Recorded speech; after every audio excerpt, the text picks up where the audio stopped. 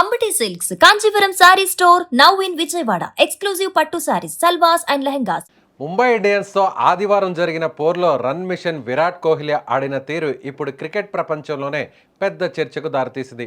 ఒకప్పుడు పరుగులు వరద పారించిన విరాట్ ఈ మ్యాచ్లో మాత్రం ముంబై బౌలర్ల వ్యూహాల ముందు కాస్త నెమ్మదించాడు.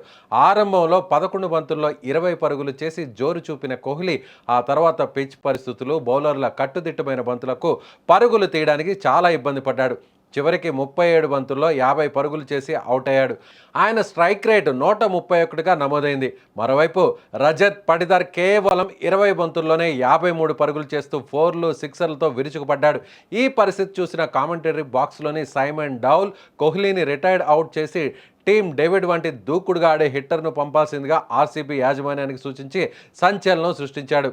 క్రికెట్ నిబంధనల ప్రకారం ఒక బ్యాటర్ గాయపడకుండానే వ్యూహాత్మక కారణాల వల్ల స్వచ్ఛందంగా పెవిలియన్కు వెళ్ళడాన్ని రిటైర్డ్ అవుట్ అంటారు. ఇలా వెళ్ళిన బ్యాటర్ మళ్ళీ ఆ ఇన్నింగ్స్లో బ్యాటింగ్ చేయడానికి వీలుండదు. ప్రస్తుతం టీ20 ఫార్మేట్లో రన్ రేట్ వేగంగా పెరగాలని ఆశిస్తున్న జట్లు స్లోగా ఆడుతున్న ఆటగాడిని వెనక్కి పిలిచి హిట్టర్లను పంపడం ఒక వ్యూహంగా మార్చుకుంటున్నాయి.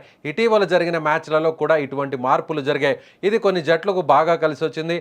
అయితే విరాట్ కోహ్లీ వంటి దిగ్గజ ఆటగాడిని ఇలా పిలవడం ఆయన్ను అవమానించడమేనని చాలా మంది అభిమానులు అభిప్రాయపడుతున్నారు.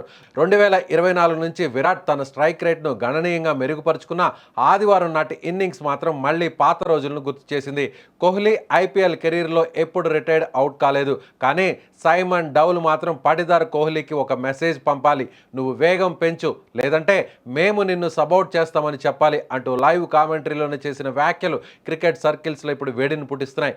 నిజంగానే టీ20 క్రికెట్లో ఫలితాల కోసం దిగ్గజ ఆటగాళ్లను సైతం ఇలా పక్కన పెట్టే రోజులు వచ్చేసాయన్నది ఇప్పుడు $1 మిలియన్ ప్రశ్న. ఏది ఏమైనా కోహ్లీ వంటి ఆటగాడిపై ఇలాంటి వ్యాఖ్యలు రావడం మాత్రం క్రీడాభిమానులను ఆశ్చర్యానికి గురిచేస్తుంది.